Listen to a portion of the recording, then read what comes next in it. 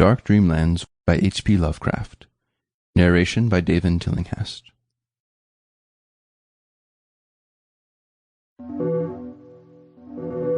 Ex Oblivione by H.P. Lovecraft.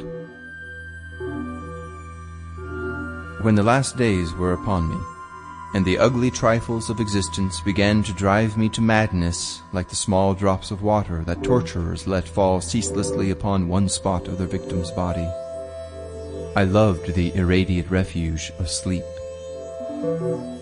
In my dreams I found a little of the beauty I had vainly sought in life, and wandered through old gardens and enchanted woods. Once when the wind was soft and scented, I heard the south calling, and sailed endlessly and languorously under strange stars.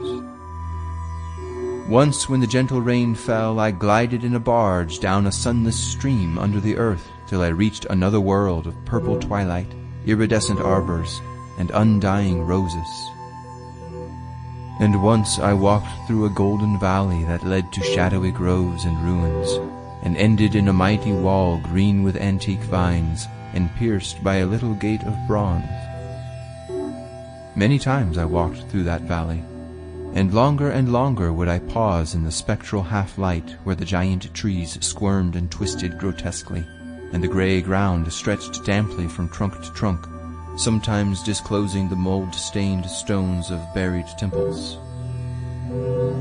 And always the goal of my fancies was the mighty vine-grown wall with the little gate of bronze therein.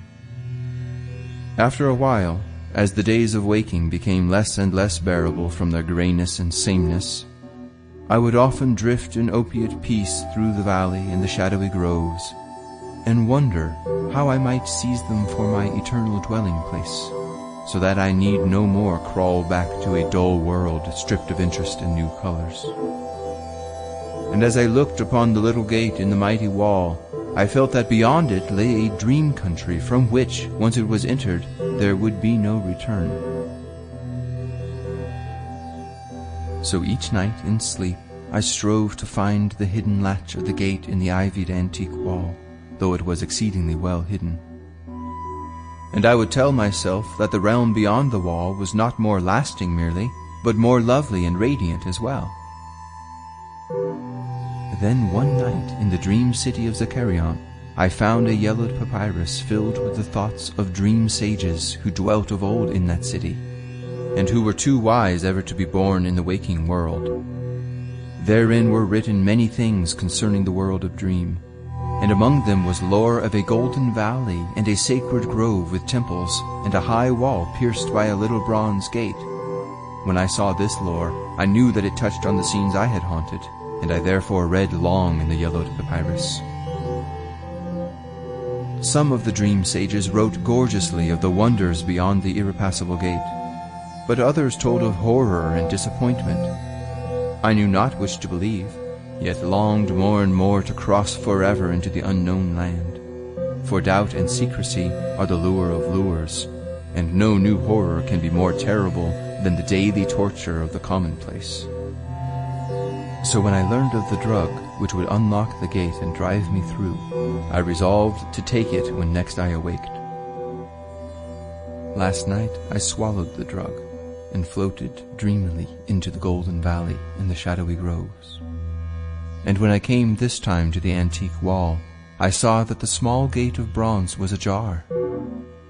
From beyond came a glow that weirdly lit the giant twisted trees and the tops of the buried temples.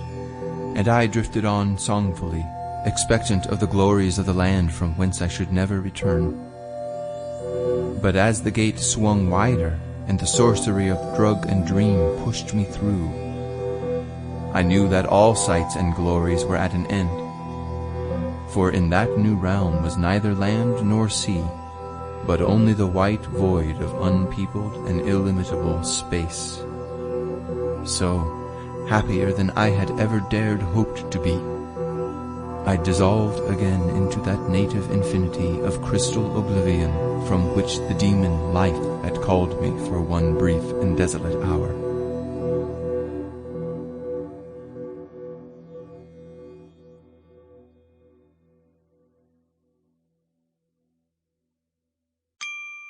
Sample complete. Ready to continue?